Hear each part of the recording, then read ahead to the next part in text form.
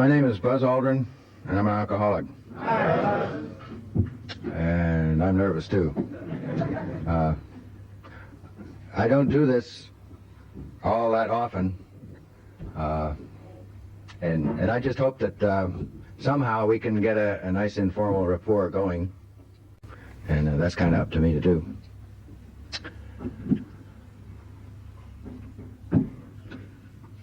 I quit smoking 3 days ago.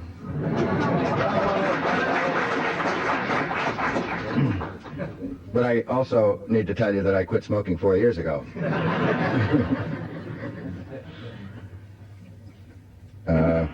This hasn't been the easiest endeavor in my life.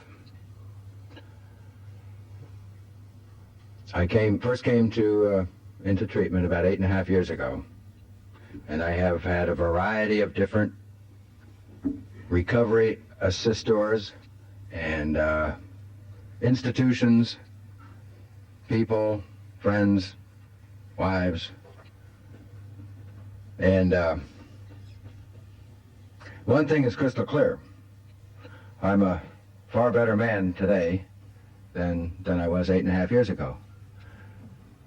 And if there's anything that you carry away from our bearing witness to victory over our difficulties, it's that this program works.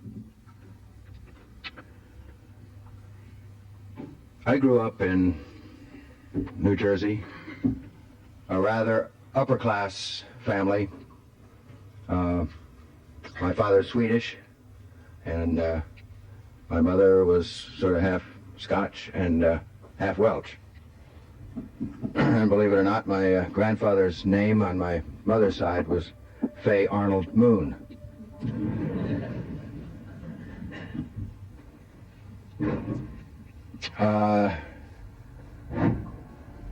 It was a well-to-do family. My father had been an early aviation pioneer. He learned to fly in 1917, and he was General Billy Mitchell's aide in the Philippines, where he met my mother, who was a daughter of an Army chaplain over there.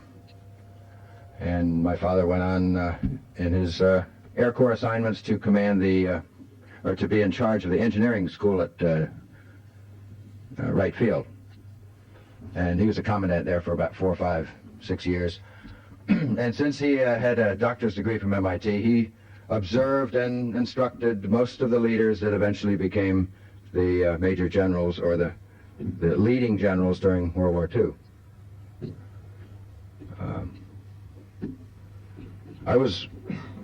He went into the reserve in 1928 and went to work for Standard Oil Company.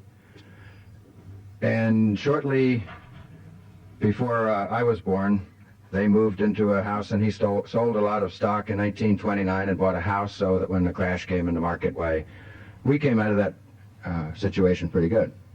I had 2 older sisters, one of them about 1.5 years older and the other 3 years older than that. And until I made a legal change in my name this last week, my name was Edwin Eugene Aldrin, Jr. And everybody wonders where in the world Buzz came from. Well, the Air Corps people called my father Eddie for the first name Edwin, and my mother called him Gene for Eugene. So when I came along, there wasn't any really appropriate name, so they didn't want to call me Junior. So to my sisters, why, that creature crawling around the floor was Baby Brother, and she couldn't pronounce that, and it was Baby Buzzer, and that changed throughout the years. And it used to make me embarrassed to think about that story. And let's see, I was 24 years old and at the Air Force Academy when I finally got grounded for flying low over the beach in New Jersey, and finally was able to live up to that name.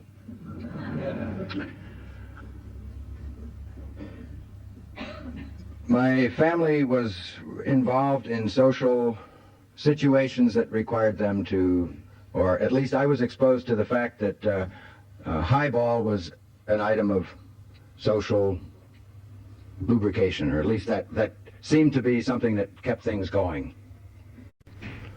And my father was a very hard-driving person, and there's little doubt that that influence on my life of wanting me to follow somewhat in his footsteps tended to mold my early life. I was put into kindergarten at the earliest age possible, 4 and a half, something like that, and even though I was really immature for first grade, they lobbied with the principal and kept me there.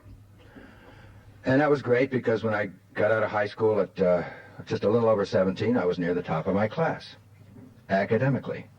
But I didn't really fit in. I was very good in athletics. I was on a football team, on the first team, and a pole vaulter.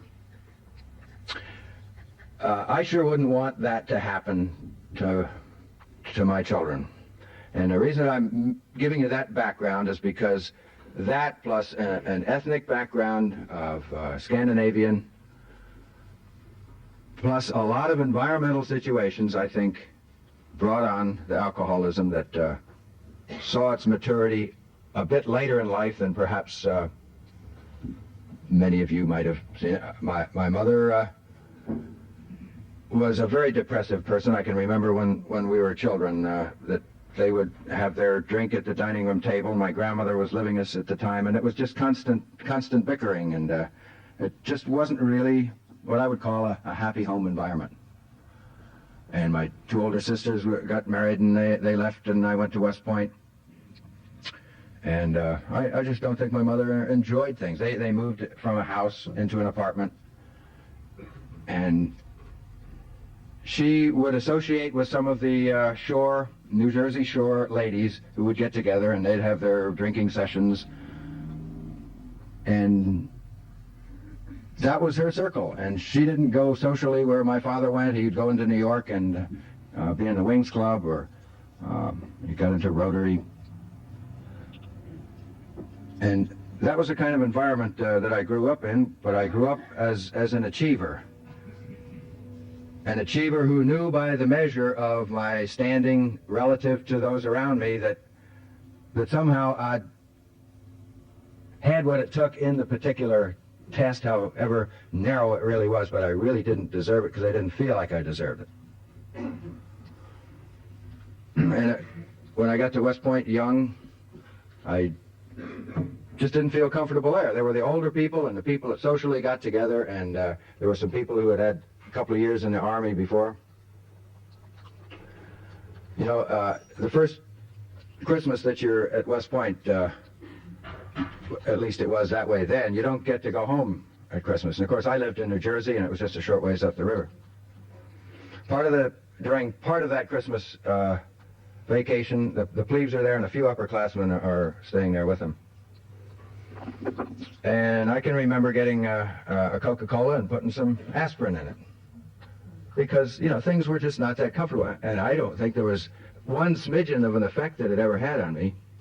But that's the frame of mind of what I mean, obviously I wasn't about to have someone bring in a bottle of whiskey. I wasn't that mature. And yet on graduation, of course, we're mature enough to command flights in combat, and we're mature enough to command platoons. But, you know, a lot of times I look back on those days in my youth, and I just shiver to think how ill-prepared I really was. And a lot of it was in my mind. Frankly, a good bit of my life on up until glimpses of peace and comfort in the last, I got to say, about 4 or 5 years, maybe 2 years. It was pretty good last week, as a matter of fact. It really is getting better. 2 months ago I was in the pit, so.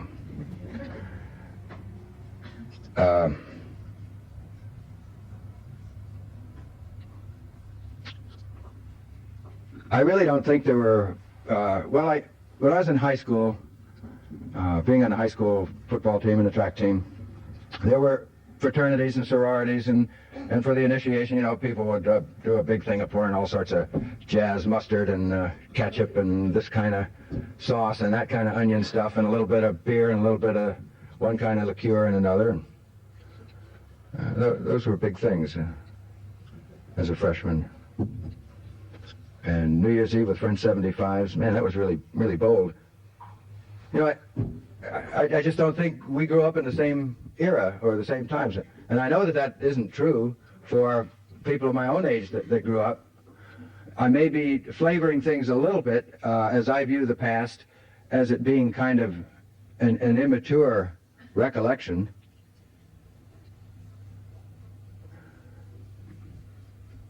I graduated third in my class at West Point, and of course, with the background of my father being in the Air Corps, I wanted all my life to get into airplanes to fly. I had my first flight. I vaguely remember this by people telling me, and then my visualizing thing. I really think I can remember a flight when I was about 1.5 or 2 years old. We flew down to Florida, and I got sick.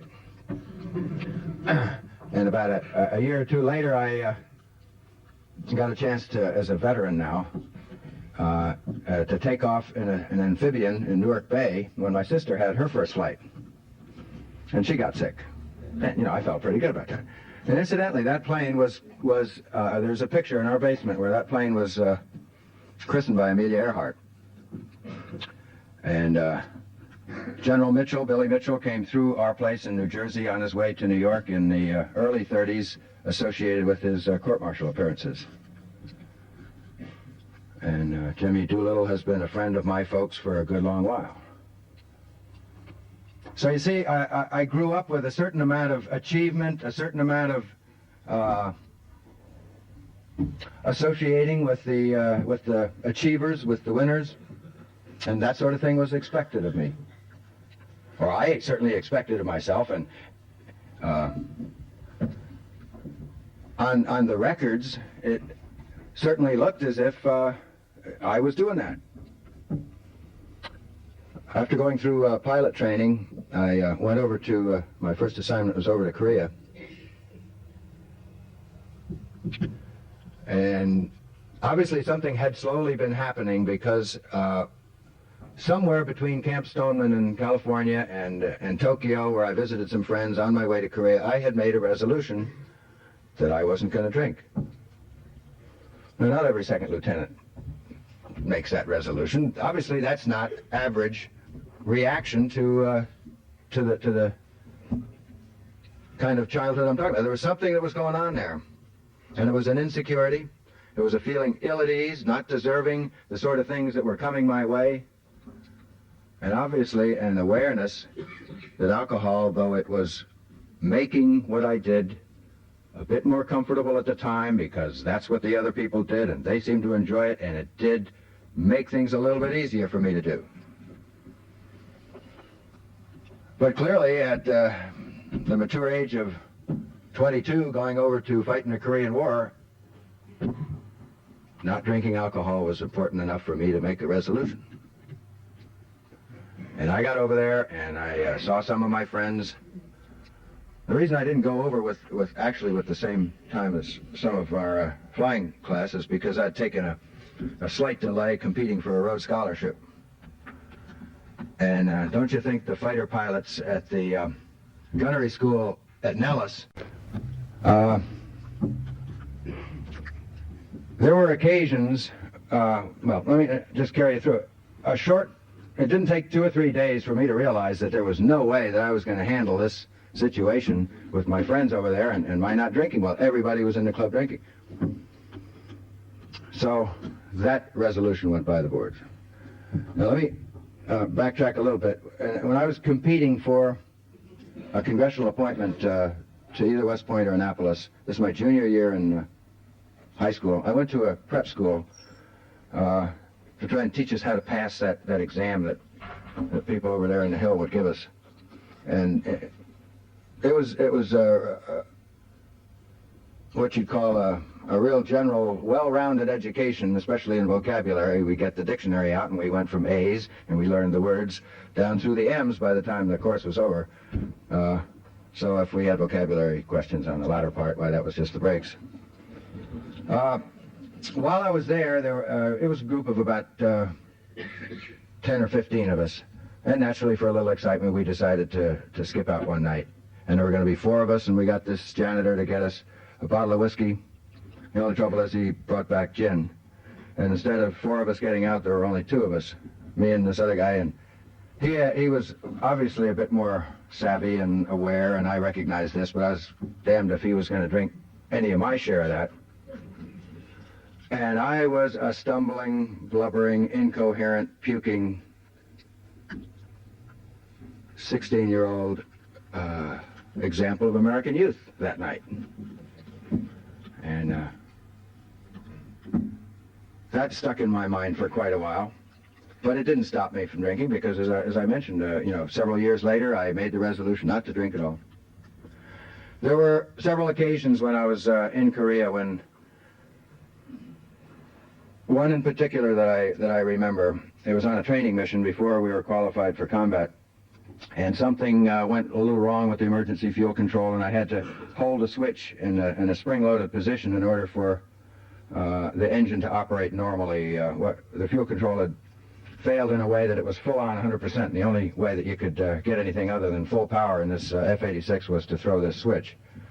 And of course, that was the same hand that you had to push the mic button on. So the whole operation was really not what you'd call smooth. I was trying to maintain formation with a guy, and I kept climbing high, and I lost him. And it was just a bad scene, and I didn't feel good about it, and I was obviously a little hungover. And when I got on the ground, I wasn't going to drink anymore. And that lasted 3 or 4 days. And there's always a reason why, that's not important anymore. Don't want you to get the impression I was a cream of American youth about this time. My military, well, I got married shortly after I came back from Korea at age 24. Slightly on the rebound from a turn down. And that marriage eventually lasted 19, 20 years. And we were assigned to the Air Force Academy. I was aide to the Dean of Faculty. Again, up on a pedestal. That was when I got caught for buzzing the beach when a guy was walking his dog along the coast in New Jersey at 5:30 in the morning. Nobody's supposed to do that. Oh, my God. That wasn't so bad, but the next day, Sunday morning, as I was leaving, I went up and down the beach, out over the shore, or over the ocean this time. Put the gear down, of course, so I could demonstrate to everybody that the airplane would fly slow. That same doctor had a pair of binoculars out, evidently. I had an efficiency report that was endorsed for the short period I was there as they used the term self-effacing.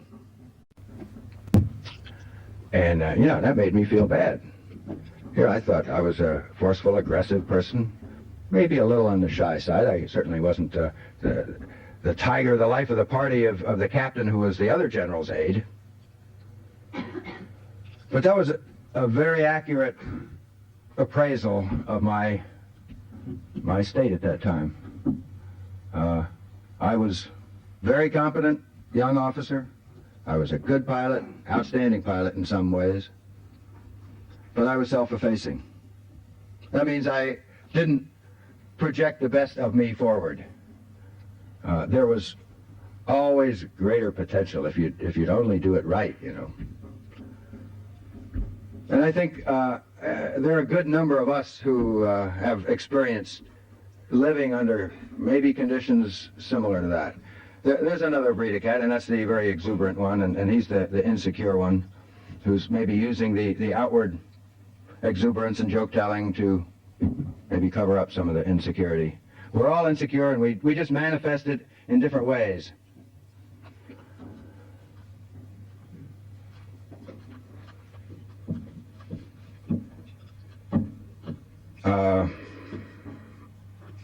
I'm not sure that it's particularly pertinent to all the lucky breaks that came my way after being a fighter pilot in Germany.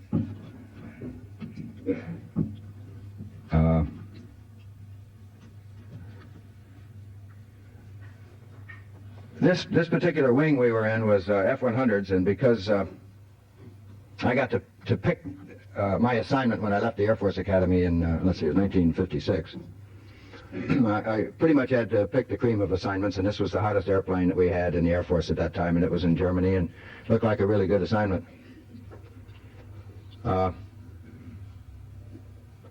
We were in day fighters, and we, about halfway through that tour, converted over to tactical weapons delivery, nuclear weapons. And that's a humbling experience, transitioning from where you hassle the guy in the air to when you're on a 5 or 10 minute or 15-minute alert, and if if that happens to be the day, why, you're on your way, and it's a lonely feeling to be stooging at low altitude, 360 knots. Each tick on the map you have marked off, and it's not very sophisticated in those days. It was so many minutes, you're supposed to go so far. But it was a very imposing mission. And yet, one of the first times I was on alert, I had one tremendous hangover. Now, most everyone else did the same sort of thing.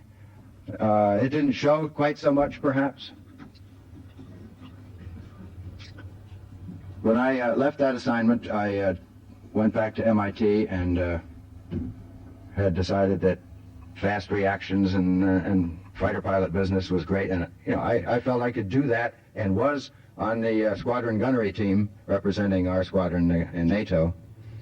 But somehow I just didn't want to be destined to that for the rest of my career, so I wanted to, I guess, take the same route that my father had, so I went back to school to MIT.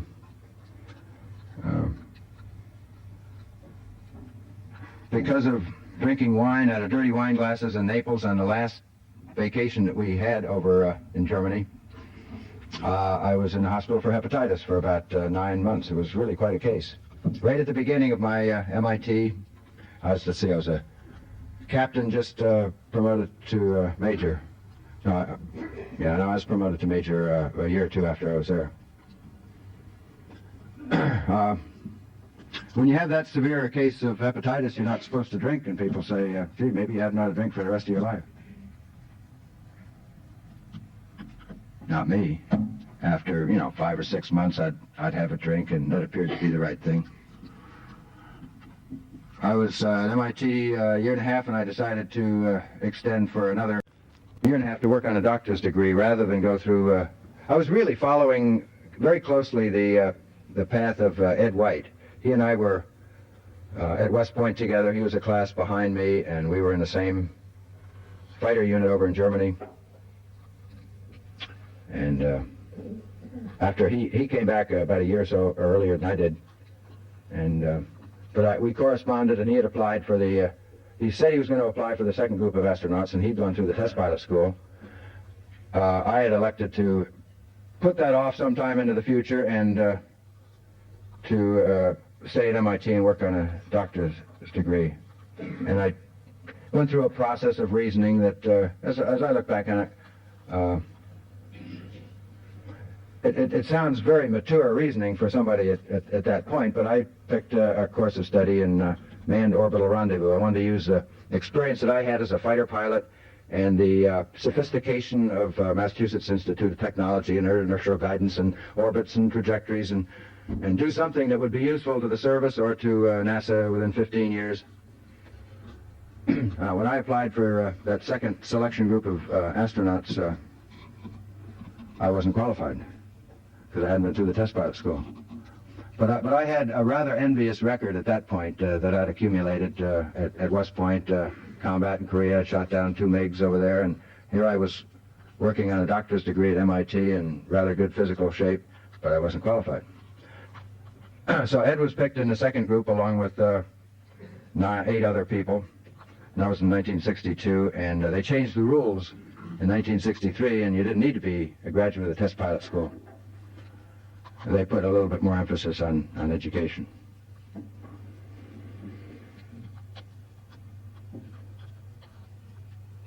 So I was picked to get into our astronaut program in 1963.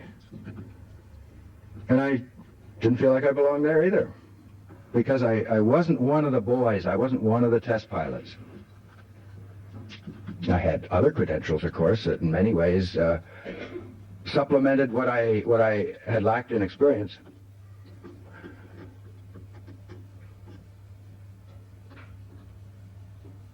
those were rather productive years as I look back on what I was able to do in terms of having a small influence from what I studied at MIT, having an influence on the directions and sort of the methods in which we carried out our program.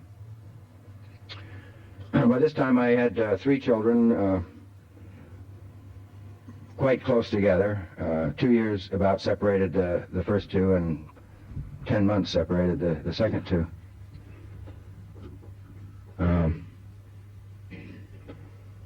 They were, let's see. Well, right now they're 28, 26, and 25. So that was like 15, 16, 17 years ago.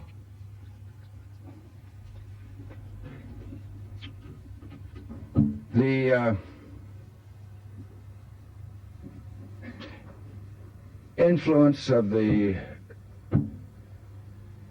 space program on me was rather awesome.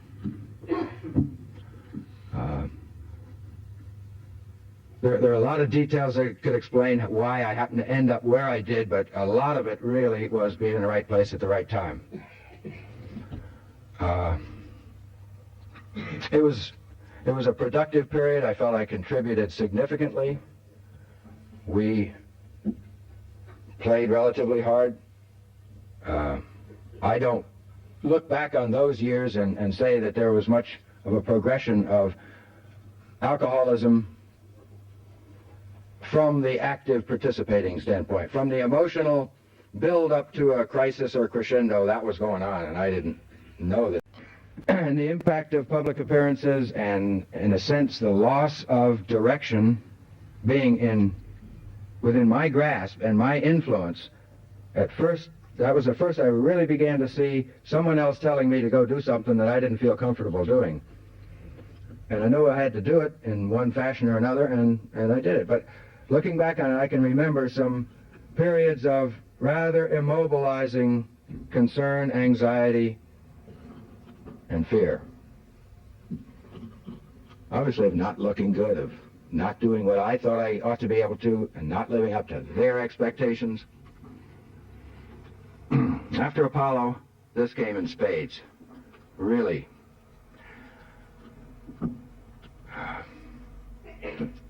The carrying out of the mission itself was unencumbered. It was just a beautiful experience to be a part of. But there was always that uneasiness about what this was going to mean to my life afterward. And I began to feel the effects of this immediately on return in terms of the concern for looking good. I was under medication for antidepressants when we were on our round-the-world trip. And I drank considerably for comfort along with that. I stayed in Houston with NASA for about a year and a half after that, working on the very preliminary parts of the space shuttle program, and kind of wandering around to the degree that I didn't have public appearances anymore, kind of wandering around with the freedom to direct and misdirect and waste some of my time while I was waiting for an assignment back to the Air Force. I was given an assignment to command a test pilot school at Edwards. I didn't think that was too good an assignment for somebody that has never been through school, the first time anyone's commanded it who's never been through it.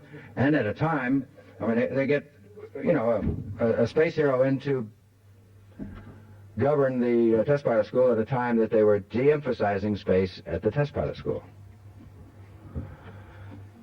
I thought that what I could do while I was there was go through the school with the students and still administer, but Jesus, I'd been away from the service for 11 and a half years. 3.5 at MIT and 7.5 at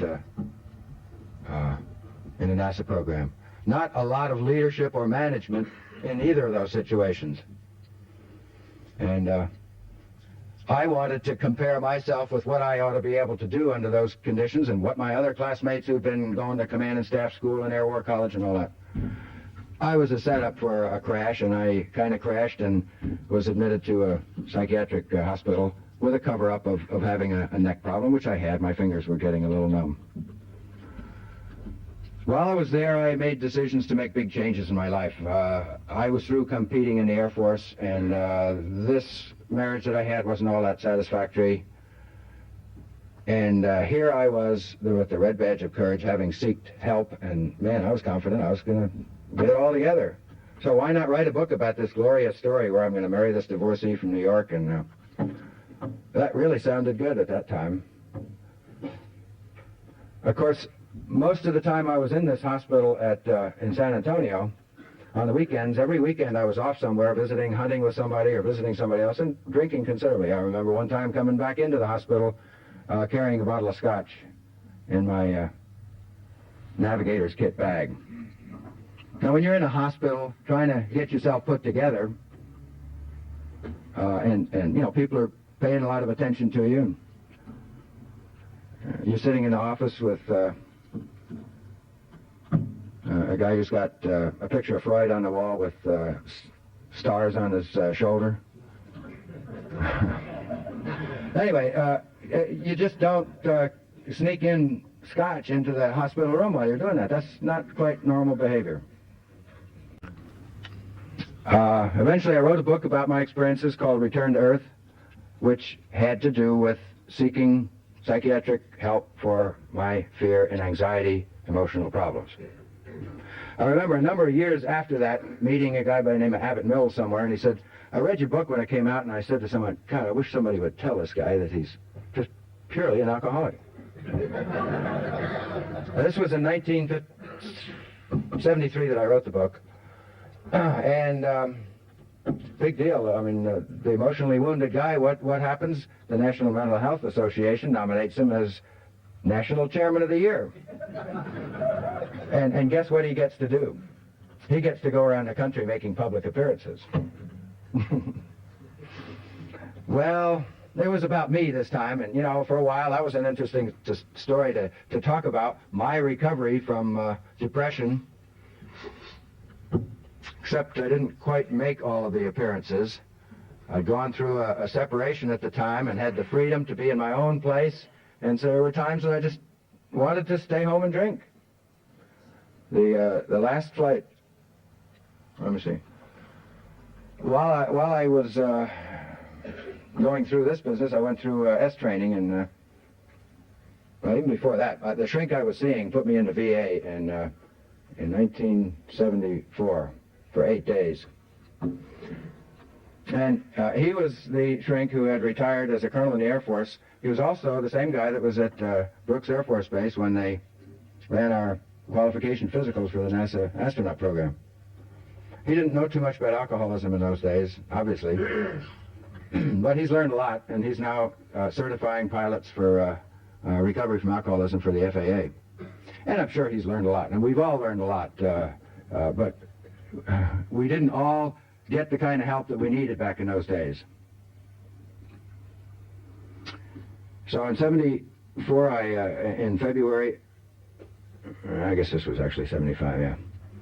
I was hospitalized for eight days in February, and I went to my first AA meeting, and I saw master sergeants there, and I saw other people who were sloshing around the hospital in bathrobes. It didn't make any difference that I happened to be sloshing around the bathrobe too, but I was different. Anyway, I had no interest in that program at all. In April, I went through S training, and I drank considerably the night before, and peed in my pants considerably the first day of S training. Drank in between the two sessions, and you're not supposed to do that. And yet I thought I received a good bit out of the training. Now this is April, May. Sometime around July of 1975, I got an invitation to fly down to the Cape in John Denver's airplane with Werner Erhard to see the Apollo Soyuz flight. The only trouble is I had to tell him 2 days before that I couldn't make it because I was in the middle of a binge in my apartment. And it was a couple of weeks later that I went into my first recovery with my fiancée by the name of Beverly, taking me to a place in Orange County that was called Beverly Manor. It later became known as Care Manor about a year later. I I gotta say that my recollections of how I was functioning then are just sort of hazy. I didn't feel comfortable, and at the same time, I fit into that recovery program and played volleyball with the rest of them. And I thought, in a way, there was a sense of relief in going into that first program of recovery, because I knew there was something wrong with me. Clearly, I'd been hospitalized for depression, anxiety, and having gone through several releases or surrenders, I guess, made my first entrance into AA a bit easier. Actually, it was a relief to think that all I got to do is don't drink what's in that bottle, and it's a much nicer, cleaner thing to do to have wrong with you than this nebulous, cloudy thing of emotional depression, which is, and as I look back on it now, all that was going on was an alcoholic fear of losing what I had or not getting what I want. And those things are common regardless of what the particular sets of circumstances happen to be. My first 5 months in the program was really not in the program very well, and it was because of being a special person. I don't think there was a soul who would have succeeded in convincing me that 90 meetings in 90 days was the thing to do. It was very uneasy, and within about 6 or 7 months I was back in the hospital for depression and given some medication prescribed by a physician who was in one of the recovery places, and it was an improper prescription for me at that time. Then I had a series of 20, 30-day periods of sobriety, and all during this time I'd been introduced to the Navy program and visited there off and on just to see what it was like down in Long Beach, and I had met Dr. Persh down there. About 4 or 5 months later, I was in recovery down there, and for 5 weeks I went through the Navy program. And there were guys who really didn't think I was going to make it. A roommate called me up a couple of weeks ago and said, we just didn't think you were going to make it. And he called me from someplace in Florida, and he wasn't making it.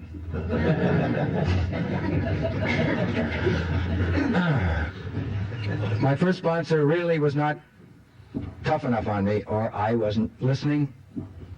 I had another sponsor. I sort of picked him out because he had a lot of experience in depression, and I was going through a good bit of it. And after 5 months, I had another six-pack or a pint or whatever it was. And this is now 2 years of recovery, and I'm just not seeing any progress. So some of the people that I knew thought that maybe I ought to go see Clancy. So I turned myself into the Pacific Group, and I had a year of sobriety that was fearful. I can't say it was humiliating. It was a reduction of ego during that time, and it was a learning process of commitment. And it was all a very good period for me. I think Clancy would probably agree that we sort of wore each other out during that period. And I think he could see it coming, that as my first year approached, I took my cake, and before I'd taken 2 cakes, I was drunk again. And there was a relationship going on during the time, and that had a lot to do with it. I was trying to rescue and save somebody and be detached, and you just can't do that.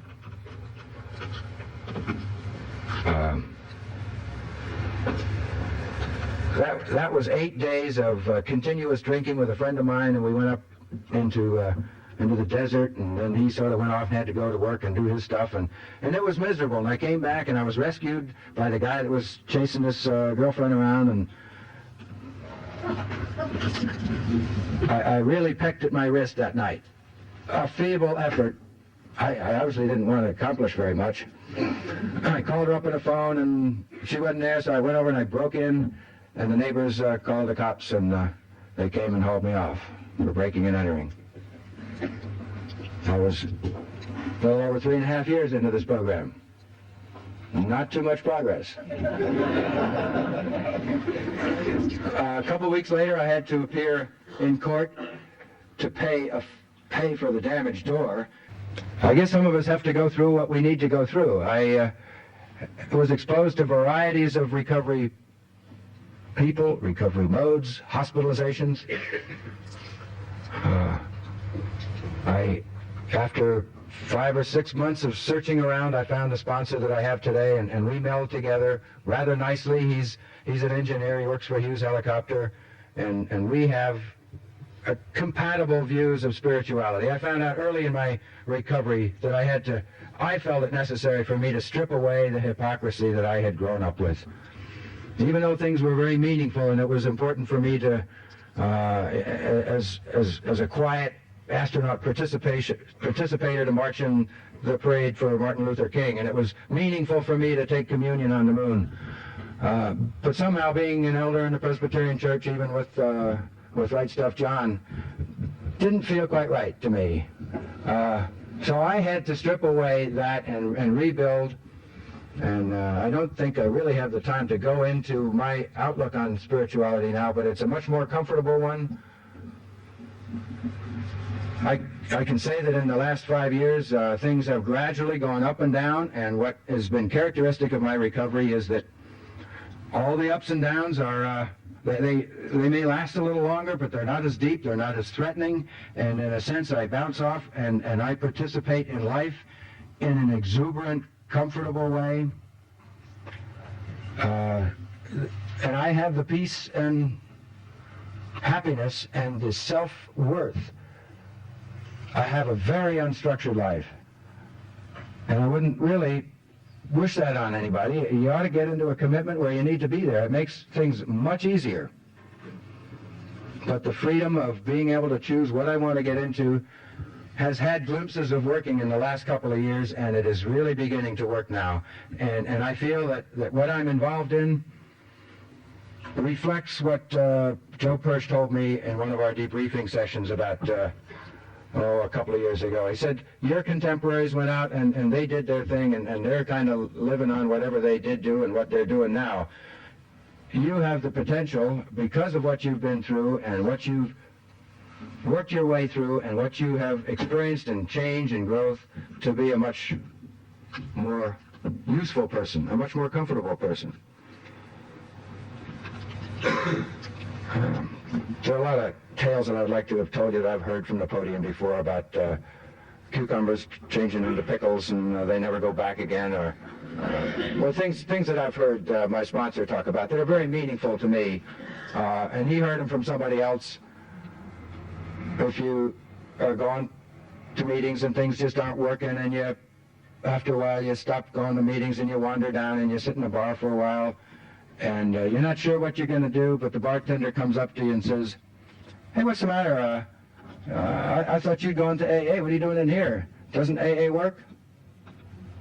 He says, you got to be honest with the bartender and hopefully honest with yourself, because if you didn't work the steps and you didn't go to meetings, you got to say to him, you don't really know whether AA works because you never tried. And I've tried in the past 5 years to work this program, and I can't say that I've got all A's for it, but I'm earning the benefits of it now, and there's no doubt, and I just know you got to believe me, because I do, that of all the great opportunities that have come along to me by talents, by birth, by upbringing, by being in the right place at the right time, none is going to produce more meaningful results in a human being than this program. It's gradual growth and what I am learning from sharing with people. And that's where it all is. I don't speak very often before groups, but I feel that maybe if I was a little bit more in my preliminary life leading up to this, it was to maybe give you a glimpse of the person that would have been standing here 8 years ago. And the person that I know people have seen, that remember me what I was like 5 years ago, 3 years ago. And it's getting better and better, and I know it. And I tell you, there's nothing like knowing that you're getting weller. And I wish that the blessings that I've received from the program, and they're not all great. I mean, I spend some periods where I don't want to participate in life. And I eventually get back out of it. And I lose a few things, but I regain those opportunities again. And I just hope that you can get as much out of this program as I have, and it's all really here, and it's in this book, and my sponsor gave me this cover, and it means a lot to me, and I wanted to mention some things that are significant in there about the second edition, the story about the paradoxes. That touches on the essence of what I'm beginning to see as a spirituality that exists between reasoning human beings. Just as much as if I drop this, it's going to splash on the floor, and those are physical laws. The laws that govern the relationships between us are embodied in the spirituality of this program, and those are as much a law, and that's a power that's mighty greater than me. And refinements of that are the essence of what makes me know that this program works, and it keeps me coming back, and I hope you keep coming back too, every one of you. Thank you.